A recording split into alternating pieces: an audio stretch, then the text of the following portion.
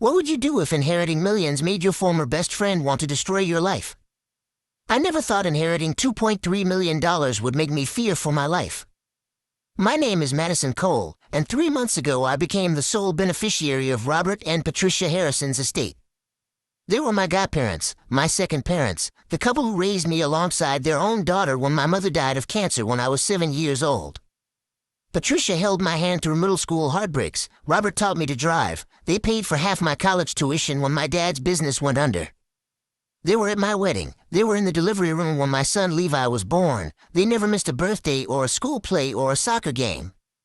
Their biological daughter Sienna was my best friend once, back when we were kids running through sprinklers in their backyard and sharing secrets under blankets at sleepovers. But that girl disappeared somewhere around her 25th birthday, replaced by someone I barely recognized. Someone who saw her parents as ATMs instead of people, who only called when she needed money, who brought boyfriends to family dinners, who would scope out what valuables might be worth stealing later. The final break happened 8 years ago in 2017. Sienna had been dating this guy named Derek, a wannabe crypto investor who talked big about making millions but worked part-time at a vape shop. He convinced Sienna he had this can't-miss opportunity, some new cryptocurrency that was definitely going to be the next Bitcoin, but he needed $50,000 to really make it work. Sienna didn't have $50,000. But she knew who did. She showed up at her parents' house one afternoon when they were both at their weekly volunteer shift at the food bank. She knew where they kept the spare key, knew the code to their safe. She took $50,000 in cash that Robert had withdrawn for a kitchen renovation, and she left a note that said she was borrowing it and would pay them back triple within 6 months. 6 months later, the cryptocurrency was worthless and Derek was gone. Sienna never paid back a cent. When Robert and Patricia confronted her, she screamed at them that it was their fault for not believing in her, that they had always loved me more than her anyway, that she never wanted to see them again. And she kept that promise for 8 years. 8 years during which I had Sunday dinners with Robert and Patricia every week. 8 years during which I brought Levi over to bake cookies with his grandma Patricia and build model airplanes with Grandpa Robert. 8 years during which they helped me through my divorce, watched Levi when I had to work late shifts at the hospital where I work as a surgical nurse, took us on vacation to the lake house they owned in the mountains. 8 years during which Patricia's heart condition worsened and Robert's Alzheimer's diagnosis came and went from manageable to severe. 8 years during which I coordinated their doctor appointments, organized their medications, held Patricia while she cried about not recognizing her own husband some days, stayed up nights making sure Robert didn't wander out of the house in confusion.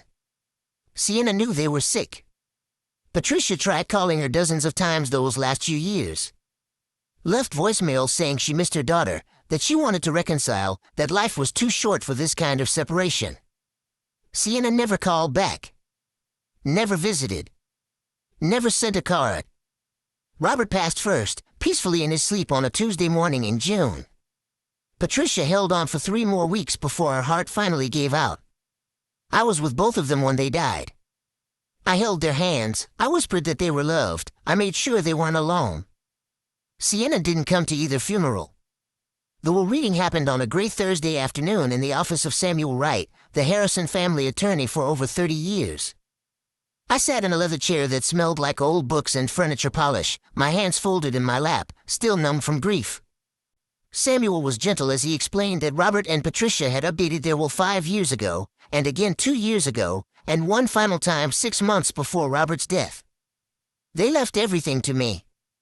The house, the lake property, the investment accounts, the life insurance policies, everything. $2.3 million in total assets.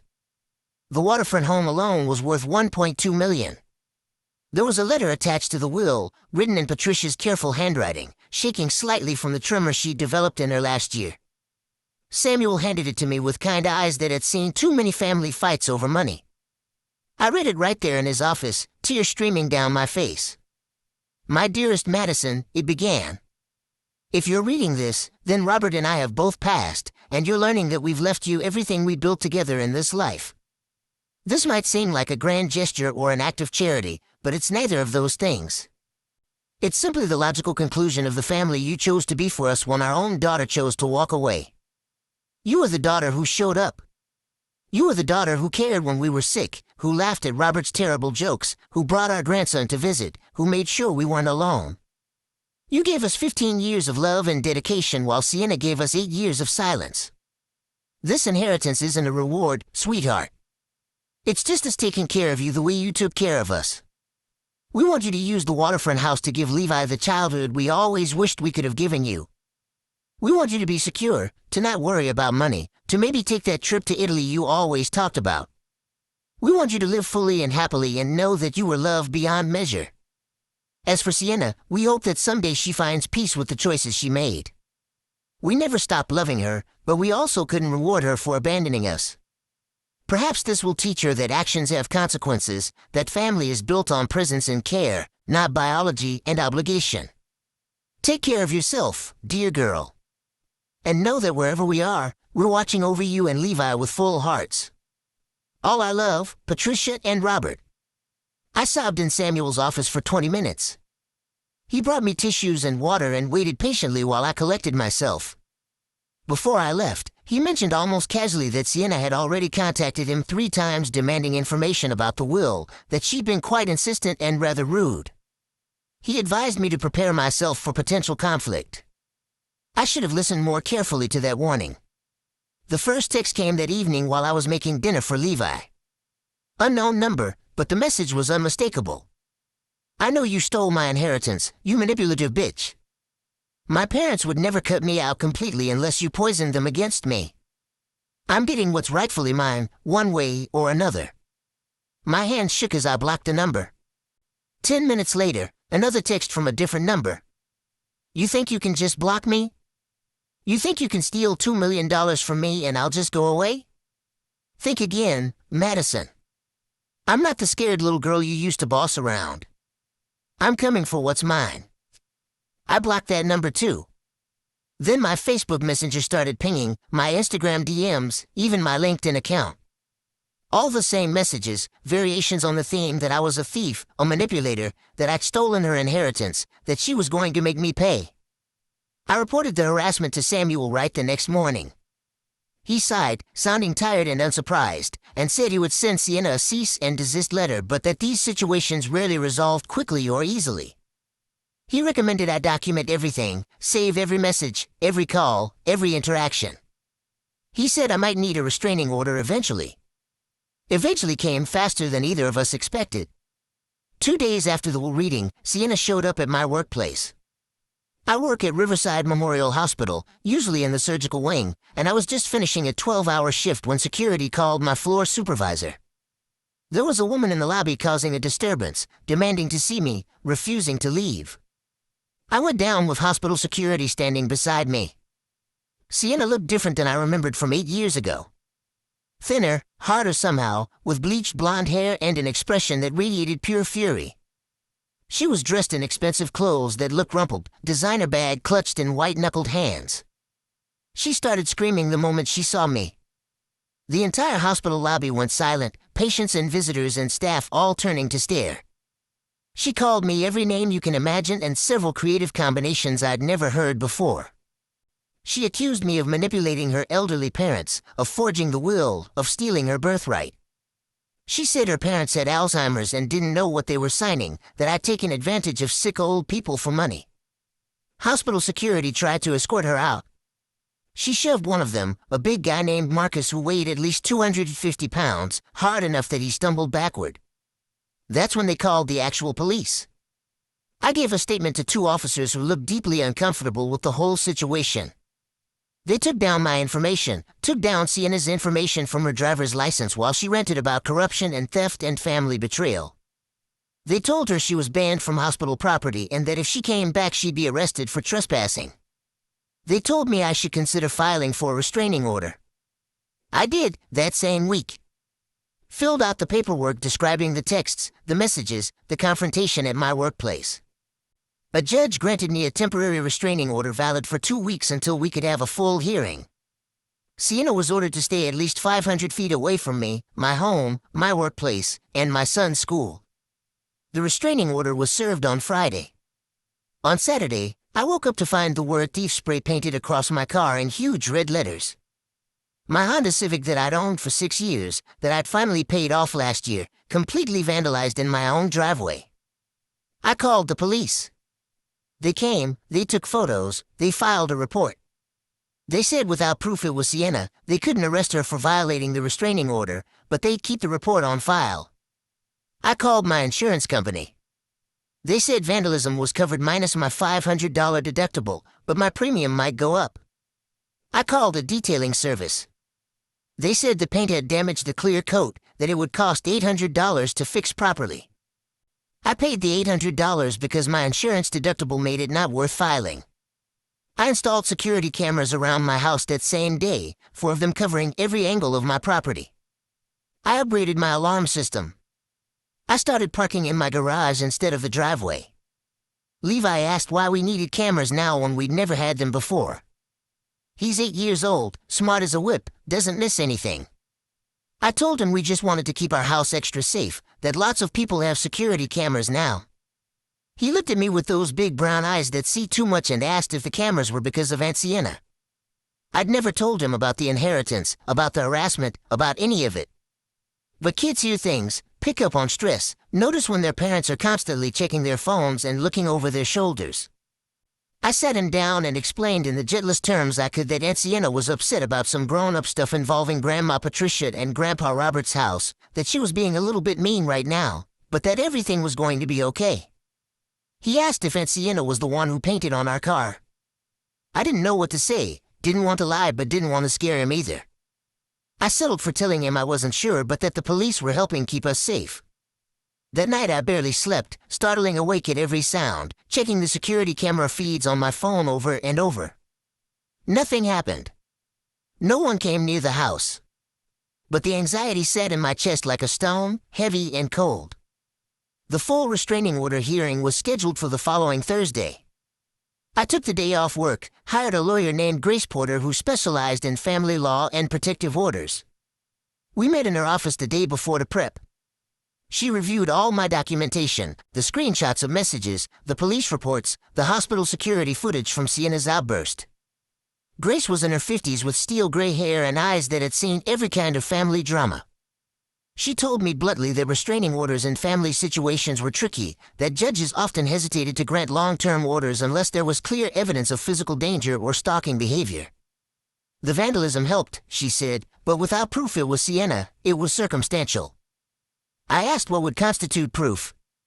She said more incidents, documented patterns, witnesses, anything that showed escalating behavior and clear intent to harass or harm. I felt sick hearing that I basically needed to wait for Sienna to do something else, something worse, before the legal system would fully protect me. The hearing itself was surreal. Sienna showed up in a black dress and heels, hairstyled, makeup perfect, looking like she was attending a business meeting. She had her own lawyer, an older man named Richard Shaw who had a reputation for taking questionable cases if the money was good. Richard argued that Sienna was simply a grieving daughter trying to understand why she'd been disinherited, that her emotional outburst at the hospital was understandable given the circumstances, that there was no proof she'd vandalized my car, that the text messages were sent in a moment of shock and grief and hadn't continued since the cease and desist letter. That last part was technically true. The messages had stopped, at least the direct ones. But I'd started noticing other things. My mailbox left open, mail scattered on the ground. A package stolen from my porch. My recycling bin knocked over, trash strewn across my yard. Small things, easily dismissed as coincidence or neighborhood kids, but happening with increasing frequency. Grace presented our case methodically. The documented harassment, the workplace confrontation, the timeline of escalating behavior. She pointed out that Sienna had made no attempt to contact her parents in 8 years but materialized within 2 weeks of their deaths demanding money. She noted that Patricia and Robert had been of sound mind when they updated their will 6 months before Robert's death, that their attorney could testify to their clear intentions and reasoning. The judge, a tired-looking woman named Judge Eleanor Foster, listened to everything with an expression that gave nothing away. She asked Sienna directly why she hadn't maintained contact with her parents during their final years. Sienna's answer was practiced, smooth, almost believable if you didn't know the truth. She said she'd been dealing with her own mental health issues, that she'd been in therapy working through family trauma, that she'd been planning to reconnect with her parents but had been waiting until she was in a better place emotionally. She said she had no idea they were so close to dying, that if she'd known she would have come home immediately. It was such a complete lie that I actually gasped audibly. Grace squeezed my hand in warning. "Don't react," her touch said. "Let her hang herself." Judge Foster asked if Sienna had any evidence of this therapy, any documentation of attempted contact with her parents during those 8 years. Sienna's lawyer objected, said mental health records were private, that his client shouldn't have to prove her emotional state. Judge Foster sustained the objection, but I could see skepticism in her eyes. In the end, she extended the restraining order for 6 months, ordered Sienna to stay 1,000 feet away from me, my home, my workplace, and Levi's school. She warned Sienna that any violation would result in immediate arrest and potential jail time. She also noted that the will was a separate legal matter that would need to be resolved in probate court if Sienna wanted to contest it, and that this protection order hearing was not the place to litigate inheritance disputes. Sienna's face went red when the judge announced her decision. She started to stand, to say something, but Richard Shaw pulled her back down and whispered urgently in her ear. They left the courtroom quickly, Sienna's heels clicking angrily on the tile floor. Grace told me the restraining order was a good outcome, that 6 months was substantial, that it would give us time to see if Sienna backed off or if we needed to pursue criminal harassment charges. She also advised me again to document everything, to keep my security cameras running, to vary my routine so I wasn't predictable. I thanked her, paid her retainer of $3,000, and went home feeling simultaneously relieved and exhausted. The legal protection was good, I knew that. But it was also just a piece of paper. If Sienna wanted to hurt me or Levi, would a restraining order really stop her? I tried to move forward with my life. Tried to focus on work, on being prisoned for Levi, on starting the process of moving into the waterfront house that Robert and Patricia had left me. The house I grew up spending weekends in, the house where I'd learned to swim in the backyard pool, where I'd had my wedding reception in the garden, where every room held memories of the people who'd loved me like their own. But every time I started to relax, something would happen. Small things, weird things, things that could be coincidence but felt deliberate. My trash cans left open with garbage dumped out on collection day. A nail in my tire that required replacement. A brick thrown through the back window of my garage in the middle of the night, no witnesses, security footage showing only a dark figure in a hoodie. The police filed reports but said without clear evidence it was Sienna, the hands were tied. She was maintaining the 1,000-foot distance requirement. Her lawyer confirmed she was staying with a friend across town. There was no proof of any violations. The figure in the hoodie could have been anyone. I started having panic attacks. Waking up at 3 a.m. drenched in sweat, heart racing, convinced I'd heard someone trying to break in. I'd check all the locks, verify the security system was armed, scroll through camera footage finding nothing. Levi started having nightmares, asking questions about why we had to be so careful now, why we couldn't play in the front yard like we used to. My therapist, a kind woman named Dr. Sarah Patel, who I'd started seeing after my divorce 3 years ago, told me I was experiencing trauma from sustained harassment.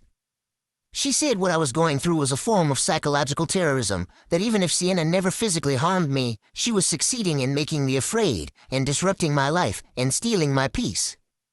She helped me develop coping strategies, recommended a psychiatrist who prescribed anti-anxiety medication that helped me sleep. But medication couldn't fix the real problem.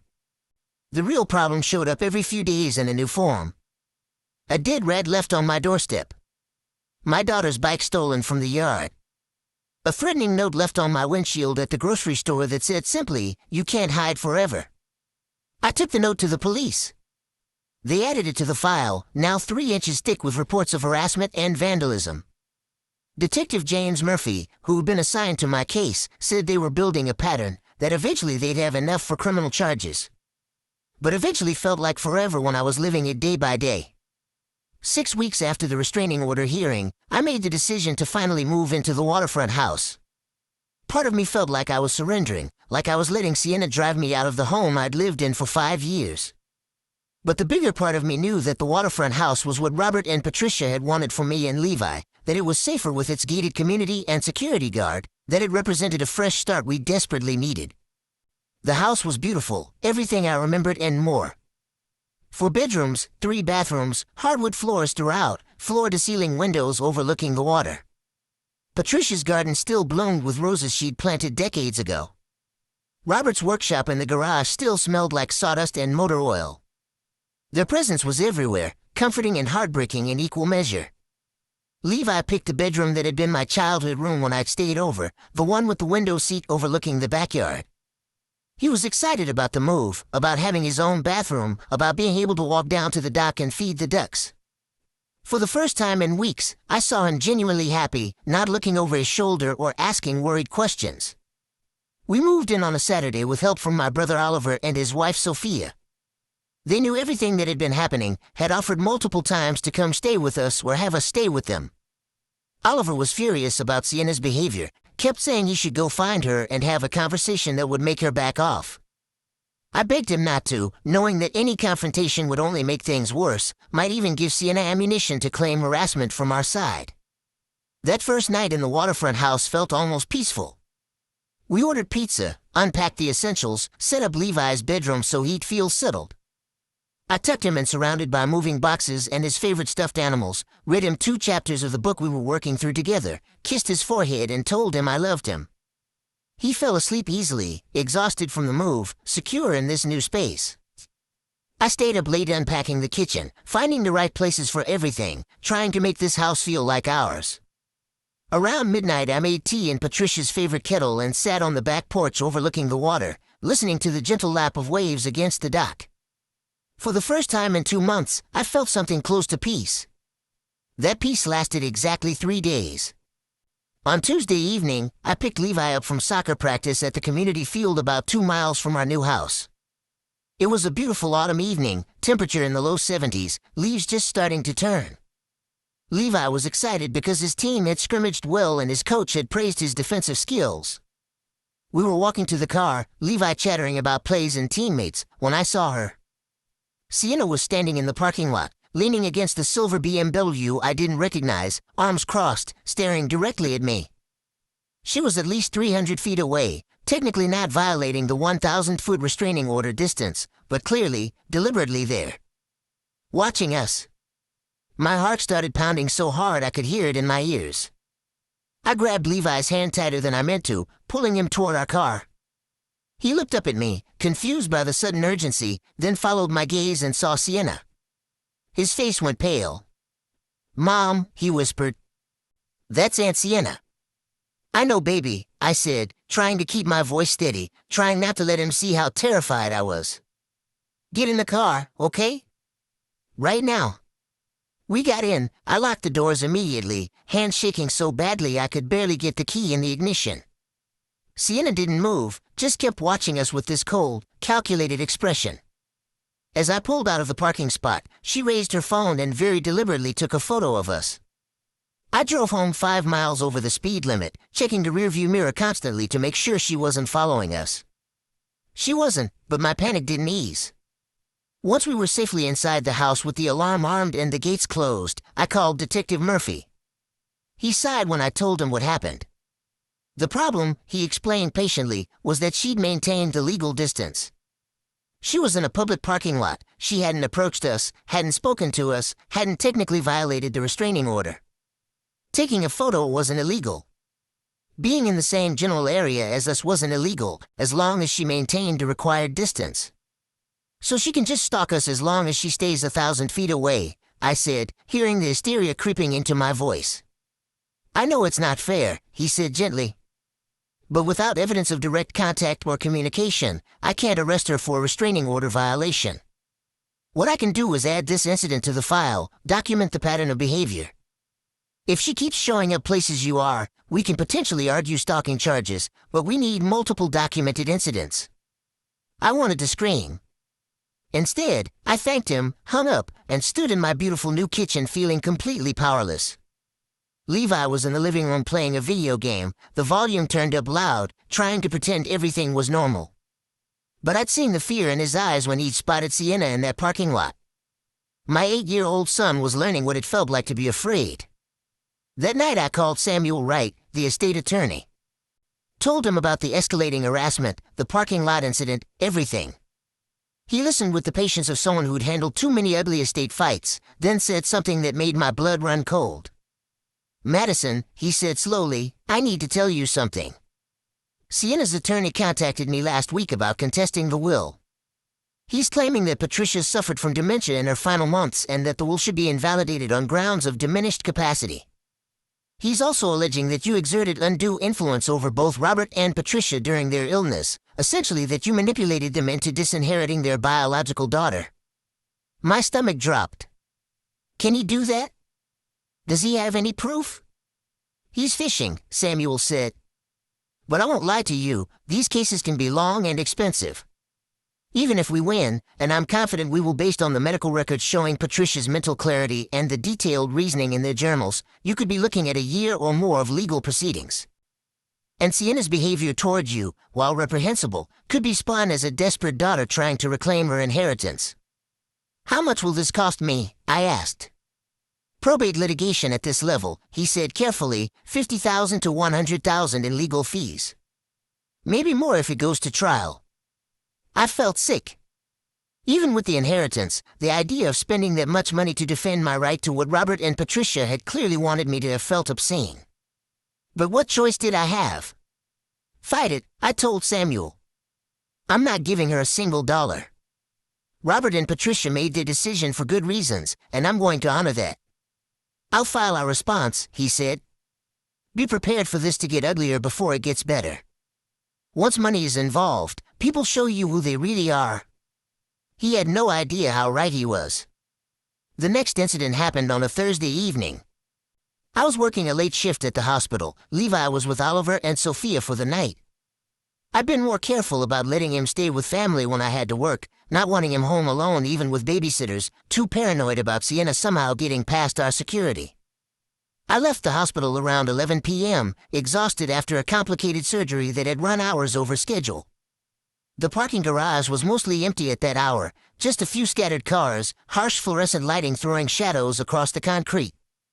I walked to my car, head down, fumbling with my keys. I didn't notice the slashed tires until I was standing right next to my car. All four of them, completely flat, rubber shredded. And on the windshield, another note, this one longer. "You stole everything from me. My parents, my inheritance, my life. Did you really think you'd get away with it? Did you think I'd just disappear? I'm going to take everything from you, Madison. Everything. Just like you took everything from me. Watch your back." I screamed. I couldn't help it, the sound echoing through the empty garage. Security came running, found me standing there shaking, holding the note with trembling hands. They called the police, reviewed security camera footage, found a figure in dark clothes and a baseball cap entering the garage around 7 p.m., walking directly to my car, kneeling beside each tire in turn. The footage wasn't clear enough to identify the person definitively.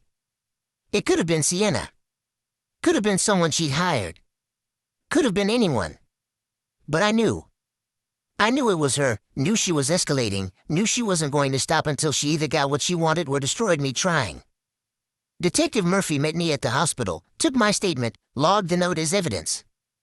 He looked tired, frustrated on my behalf. "This is escalating," he said unnecessarily. "I'm going to request a warrant for Sienna's phone records, see if we can place her near the hospital tonight. And I want you to start carrying pepper spray, maybe consider a personal alarm. If she approaches you directly, I want you armed and ready to defend yourself.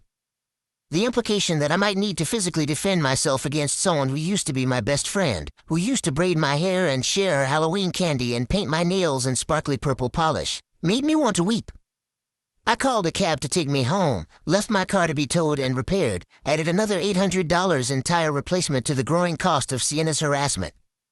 I picked Levi up from Oliver's house the next morning, told him our car had a flat tire and needed fixing, watched him look at me with eyes that said he knew I was lying but was too scared to ask for the truth.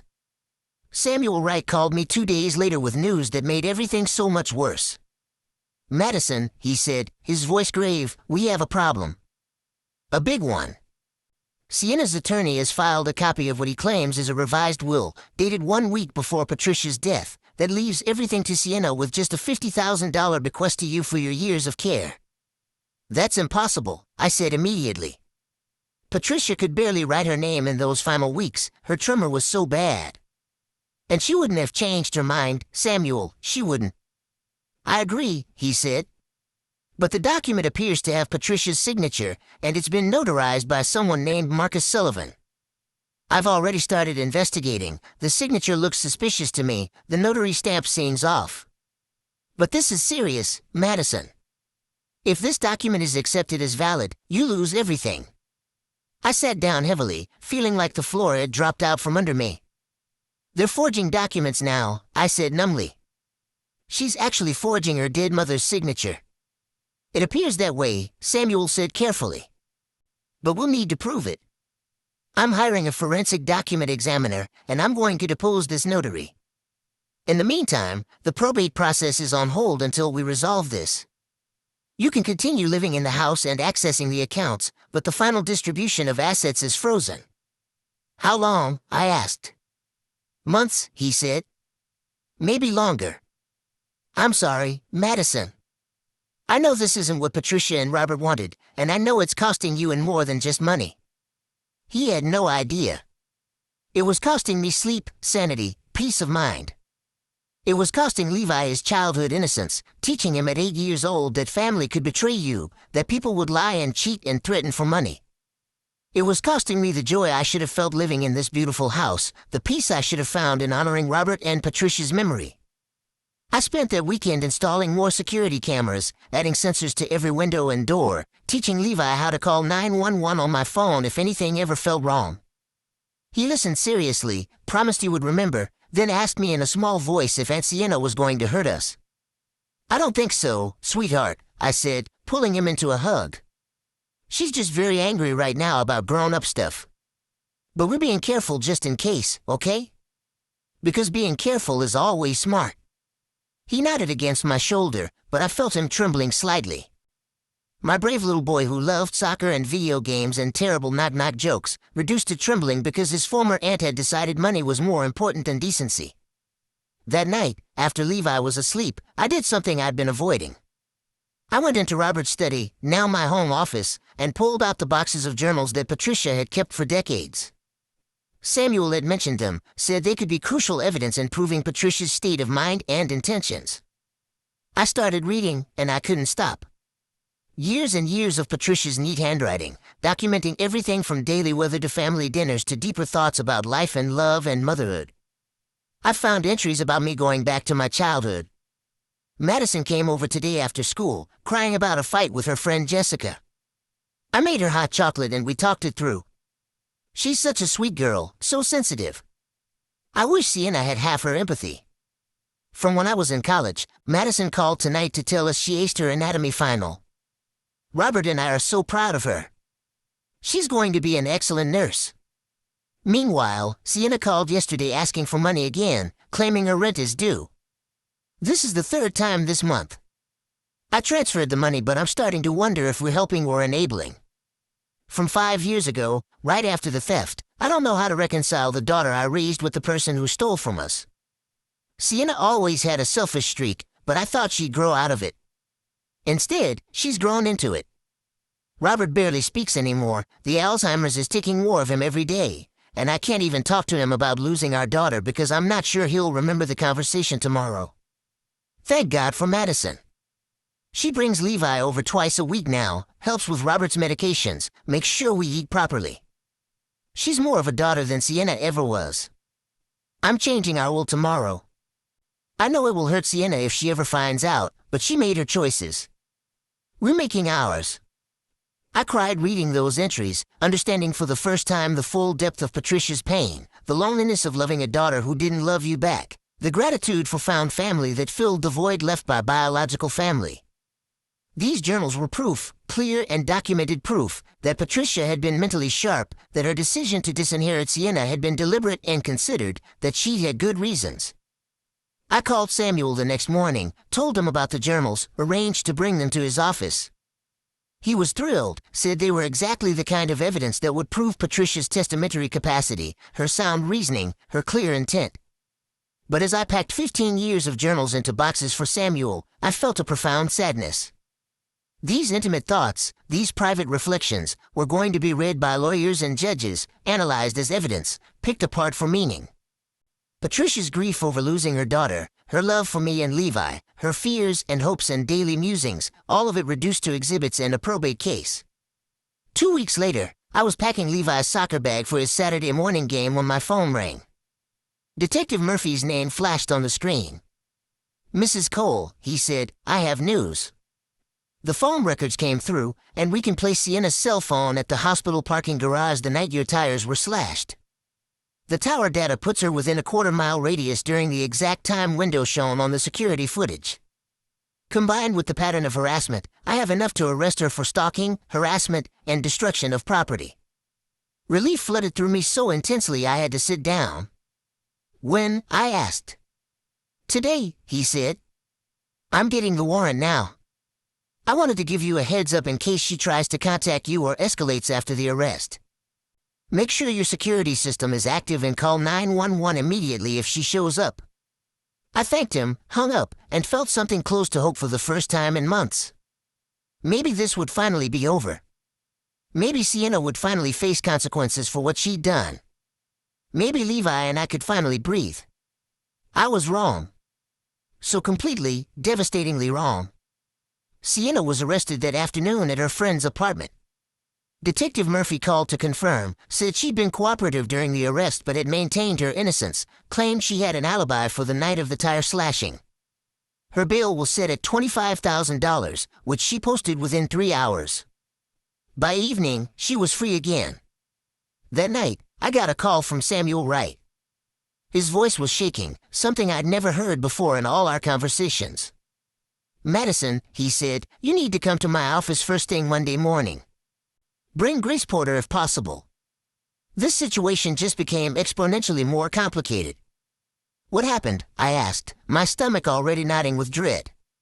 "Sienna's attorney just sent over documents supporting their claim that the revised will is legitimate. They have affidavits from 2 witnesses who claim they were present when Patricia signed the document, and they have bank records showing that Patricia withdrew $5,000 in cash 1 week before she died, which they claim was payment to the notary for an expedited home visit." "That's insane," I said. "Patricia couldn't have withdrawn money. She couldn't even get to the bank in those final weeks. She was on oxygen. She could barely get out of bed." "I know," Samuel said. "Which is why we're going to fight this with everything we have. But Madison, I need you to understand that if they can create enough doubt about the validity of the original will, if they can make it look even remotely plausible that Patricia changed her mind in her final days, a judge might decide to split the estate or order mediation. You could lose the house. The house. The home Robert and Patricia had so carefully bequeathed to me with love and intention. The house where Levi was finally sleeping through the night, where we'd started to build new memories, where I'd felt closest to the people who'd raised me. The thought of losing it felt like losing them all over again. "I'll be there Monday morning," I told Samuel. "And I'll bring Grace." I hung up and looked around the kitchen where Patricia had taught me to bake, where Robert had done crossword puzzles at the table every Sunday morning, where Levi and I had shared countless meals. Was Sienna really going to take this from us too? Had she not taken enough already? Saturday morning arrived gray and cold, unusual for early October. I bundled Levi into his soccer uniform, packed his water bottle and snacks, tried to pretend everything was normal. His game was at 10 a.m. at the Community Sports Complex, a sprawling facility with 6 fields, bleachers, concession stands, always packed with families on weekend mornings. We arrived 15 minutes early like always. Levi ran off to warm up with his teammates, and I found a spot in the bleachers next to some of the other parents I'd gotten to know over the season. Caroline Mitchell was there with her son Grayson, and we chatted about the weather and upcoming Halloween plans while I tried not to obsess about Monday's meeting with Samuel. The game started at 10 exactly. Levi was playing defense today, positioned near the goal, focused and serious in that way 8-year-olds get when they're trying their absolute best. I cheered when his team blocked a shot, groaned when the other team scored, completely absorbed in the normalcy of watching my son play soccer on a Saturday morning. I didn't see Sienna approaching until she was standing right in front of the bleachers, 15 feet away from me, technically within the 1,000-foot restraining order distance. She looked different than she had at the parking lot weeks ago. Wilder somehow, hair uncombed, makeup smudged, wearing the same clothes I'd seen in her arrest photo online. Her eyes were bright and manic, fixed on me with an intensity that made my skin crawl. "Madison," she called out, her voice carrying across the field. "Madison, we need to talk." Every parent in the bleachers turned to look. The referee blew his whistle, paused the game. Levi looked over from the field, saw Sienna, and his face went white. "You need to leave," I said, standing up, fumbling for my phone. "You have a restraining order. You can't be here." "I have every right to be here," Sienna said, her voice rising. "This is a public park, and I'm more than 1,000 feet from your precious house. What I don't have a right to is being cut out of my own parents by a manipulative little bitch who wormed her way into their lives." Caroline grabbed my arm, whispered that she was calling 911. Other parents were standing now too, forming a protective barrier between Sienna and the bleachers. Levi's coach was moving toward him, clearly ready to pull him off the field if needed. "Your parents cut you out because you stole from them and abandoned them for 8 years, I said, my voice shaking but loud enough to carry. "You weren't there when they were sick. You weren't there when they died. You didn't even come to their funerals. You have no right to anything they left behind." Sienna's face contorted with rage. "That's a lie," she screamed. "That's a filthy lie. You told them to turn them against me. They loved me, they were my parents, and you stole them from me just like you're trying to steal my inheritance." Security guards were running across the field now, called by someone from the concession stand. Sienna saw them coming and her expression changed, became calculating. She pulled out her phone and started filming me. "Everyone here is a witness," she announced loudly, panning her phone across the crowd. "You're all seeing Madison Cole deny me access to my own family. You're all seeing how she's manipulated everyone, even these strangers, into thinking she's the victim. But I'm the real victim here. My parents are dead and this woman convinced them to leave everything to her." The security guards reached her, 2 large men in uniform who told her firmly that she needed to leave the premises immediately. Sienna ignored them, still filming, still shouting about injustice and theft and manipulation. One of the guards reached for her arm and she jerked away violently. "Don't touch me," she shrieked. "I'll sue this entire facility. I'll sue all of you. Madison Cole is a thief and a liar and everyone needs to know the truth." The guards weren't gentle as they escorted her away, each one gripping an arm, half carrying her as she struggled and screamed. The whole scene was being captured on at least a dozen parent phones, including Caroline's, who had started filming the moment Sienna appeared. Police arrived within 5 minutes, sirens blaring. By then, Sienna was off the property but standing in the parking lot still screaming obscenities. I gave a statement to the officers, showed them the restraining order, explained the history. Caroline and 3 other parents also gave statements, offering their video footage as evidence. The officers arrested Sienna right there in the parking lot on charges of violating a protective order, disorderly conduct, and trespassing after being asked to leave. This time, they told me, bail would be higher. This time, she'd likely spend at least the weekend in jail. I should have felt vindicated. Instead, I felt empty. Exhausted. Traumatized. Levi's game had been disrupted. He and all his teammates and their families had witnessed a screaming confrontation, and my son was now standing at the edge of the field crying, being comforted by his coach. I ran to him, pulled him into my arms, felt his whole body shaking with sobs. "She's so scary, Mommy," he kept saying. "Why is she so mean? Why does she hate us so much?" I didn't have good answers. How do you explain to an 8-year-old that some people value money more than relationships, that grief and entitlement can twist someone into a monster, that sometimes the people who should love you become the people who've hurt you most? We left the game early, drove home in silence. I called Oliver from the car, asked if he and Sophia could come over. I needed family, needed people who loved us, needed to not feel so alone in this nightmare.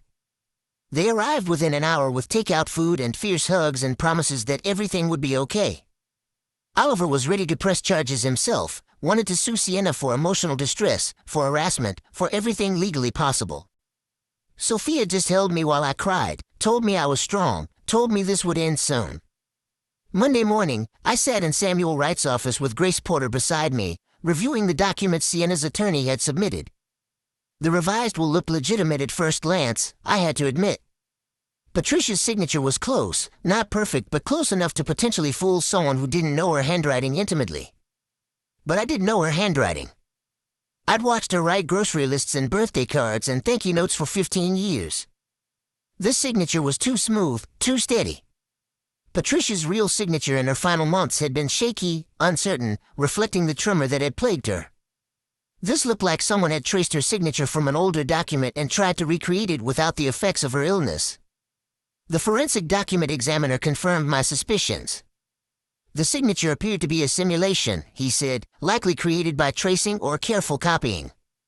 The pen pressure was inconsistent with natural signing, and there were hesitation marks that suggested someone drawing rather than writing. He was willing to testify that in his expert opinion, the document was a forgery. Samuel had also investigated the notary, Marcus Sullivan. Turned out Marcus had been disbarred from practicing law 3 years ago for ethical violations and had recently had his notary commission suspended for irregularities. He had a history of questionable document authentication, and when Samuel's investigator showed up at his listed address, the house had been abandoned for months. The 2 witnesses who'd signed affidavits claiming they were present for the will signing were more interesting. One was Sienna's ex-boyfriend Derek, the same one from the cryptocurrency scam 8 years ago. The other was a woman named Vanessa Lloyd who turned out to be Sienna's former roommate, someone she'd lived with briefly in 2019. Grace was already drafting motions to depose both witnesses, to compel them to testify under oath about what they'd allegedly witnessed. She was confident they'd crack under pressure, that their stories wouldn't hold up to scrutiny. But the real breakthrough came from an unexpected source. While reviewing Patricia and Robert's home security footage, something Samuel had requested months ago but only recently received from the security company, they found something extraordinary. 3 days after Patricia's funeral, at 2:17 a.m., Sienna could be seen on camera breaking into the house through a back window. The footage was crystal clear. Sienna, wearing dark clothes and gloves, prying open a window, climbing inside, spending nearly an hour in the house. She went through Robert's study, through Patricia's desk, through filing cabinets and drawers. And at one point, the camera captured her holding up documents and examining them closely under a flashlight. This was evidence of breaking and entering, of burglary, and potentially of exactly when and where Sienna had found the original will to copy Patricia's signature from. It was also proof that she had access to Patricia's personal papers, to bank statements that would show withdrawal patterns, to everything she'd needed to fabricate a convincing forgery. Samuel filed emergency motions with the probate court, submitting the security footage, the forensic analysis, the notary investigation, and Patricia's journals all at once. He also filed a criminal complaint with the district attorney's office, providing all the same evidence. The prosecutor assigned to the case was a sharp woman named Julia Alvarez who'd made her reputation going after white-collar criminals. She reviewed the evidence Samuel provided, reviewed Detective Murphy's files on the harassment and stalking charges, and decided to add multiple felony counts to Sienna's charges: forgery, uttering a forged instrument, attempted theft by deception, and conspiracy to commit fraud. Sienna was arrested again, this time at her court appearance for the restraining order violation. Her bail was set at $250,000, which she couldn't make. She was remanded to county jail to await trial. I should have felt relief. Instead, I felt a bone-deep weariness. Yes, Sienna was finally facing real consequences. Yes, the forged will had been exposed. Yes, we were winning. But at what cost? Levi was in therapy now, dealing with anxiety and fear. I'd spent over $40,000 in legal fees. I'd lost months of my life to stress and fear and constant vigilance. The inheritance that was supposed to be a blessing had become a curse. The probate case moved forward rapidly once the forgery was exposed. Sienna's attorney withdrew from representation, clearly not wanting to be associated with criminal fraud.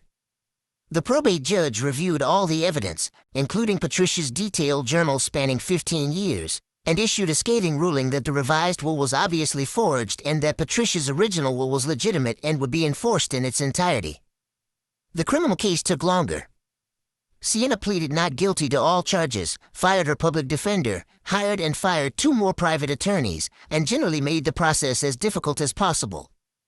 Derek and Vanessa both eventually admitted under oath that Sienna had paid them $5,000 each to sign affidavits, that they'd never witnessed Patricia signing anything, that they'd lied because they needed the money and because Sienna had convinced them it was a victimless crime. The trial finally happened 14 months after Robert and Patricia's deaths. I sat in the courtroom for 5 days, listening to prosecutors methodically lay out the evidence. The security footage of Sienna breaking in.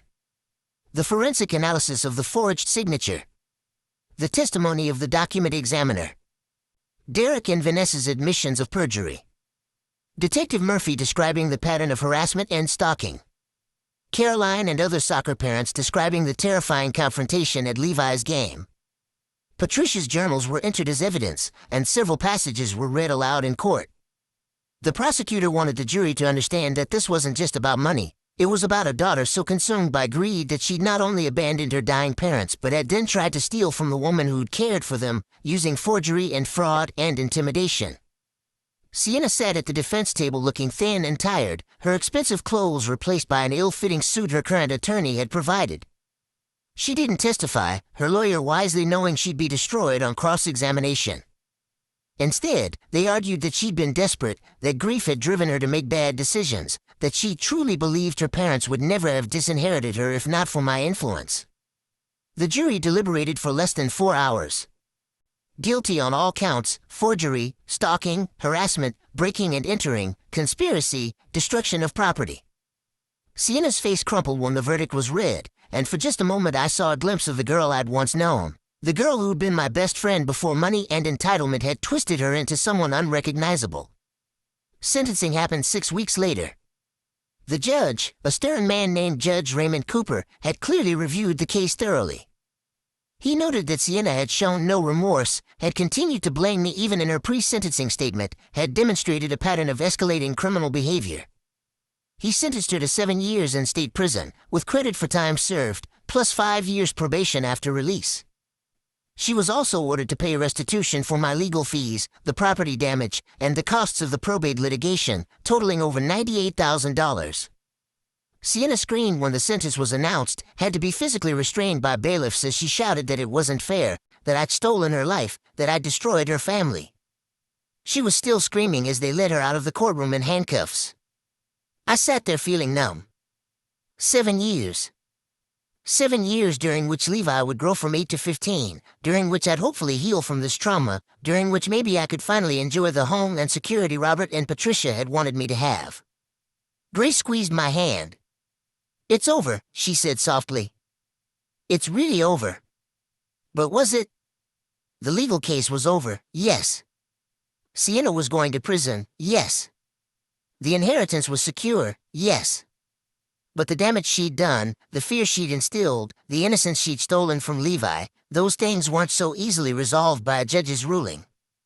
That night, I sat Levi down and explained in age-appropriate terms that Aunt Sienna had done some very bad things, that she'd lied and broken the law, that she was going to be in jail for a long time. He listened solemnly, then asked the question I'd been dreading. "Does this mean we're safe now?" he asked. "Does this mean she can't hurt us anymore?" "Yes, sweetheart," I told him, pulling him close. "We're safe now. She can't hurt us anymore." He nodded, seemed to accept this, then said something that broke my heart. "I wish Grandma Patricia and Grandpa Robert were still here. They would have made Aunt Sienna stop being mean. They always made everything okay." I held him while we both cried, grieving not just for Robert and Patricia but for the fantasy of family, for the best friend I'd lost long before she went to prison, for the innocence that Levi should have had at 8 years old. In the months that followed, life slowly returned to something approaching normal.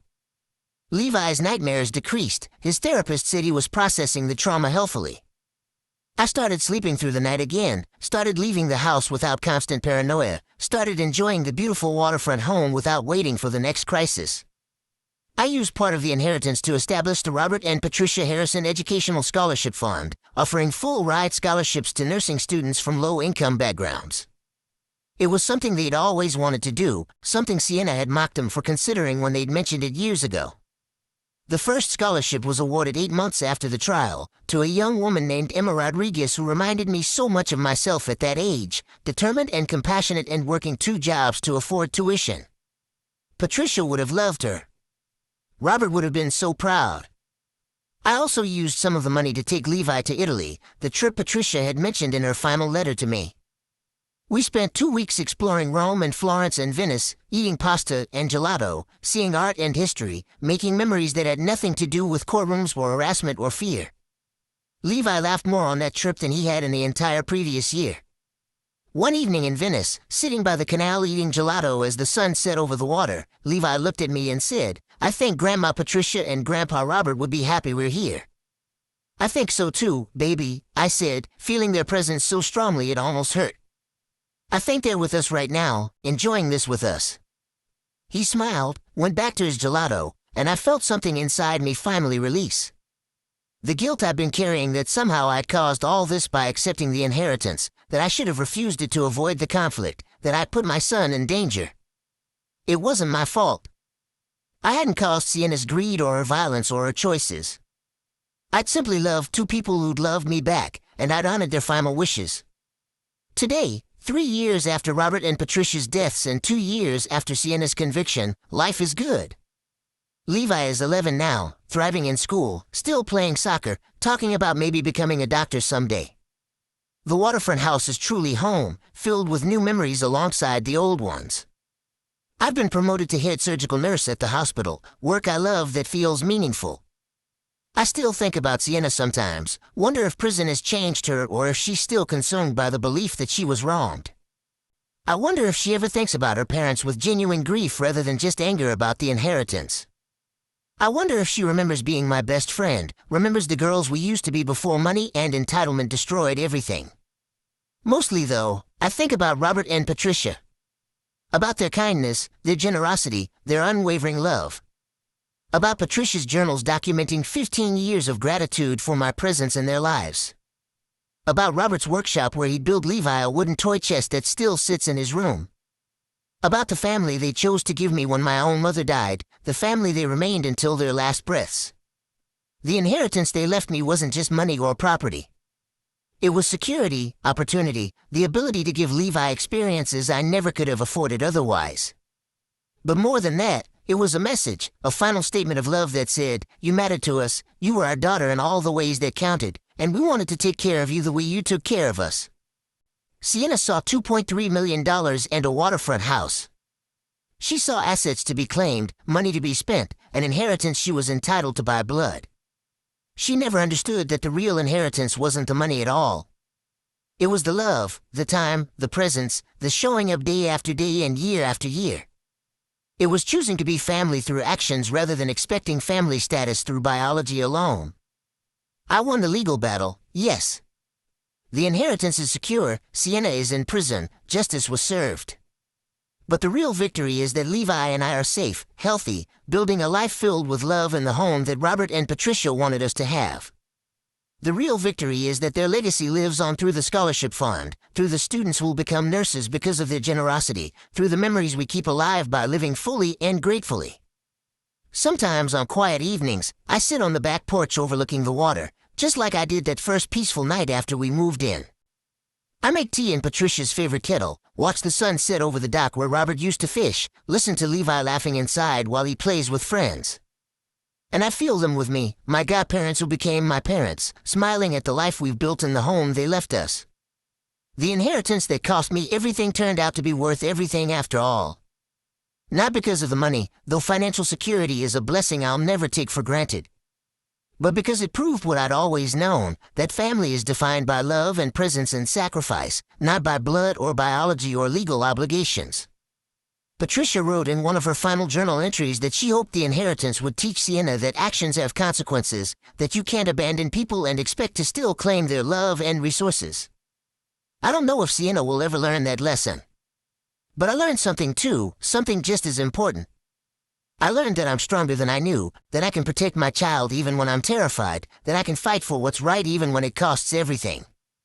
I learned that the people who truly love you will show it through their actions and their choices, not just their words. And I learned that sometimes the greatest gift you can give someone isn't something you buy or earn, but simply showing up, being present, and loving them through the hard times as well as the good. Robert and Patricia showed up for me when I was 7 years old and lost my mother. I showed up for them when they were elderly and needed care. And now I'm showing up for Levi, building a life for him in this beautiful house, teaching him by example what real family looks like. That's the inheritance that matters. That's the legacy worth fighting for. And that's the justice Patricia and Robert wanted, not revenge against their daughter but a future for the family they'd chosen, the family that chose them back. 3 years later, we're living that future. And every single day, I honor their memory by living it well.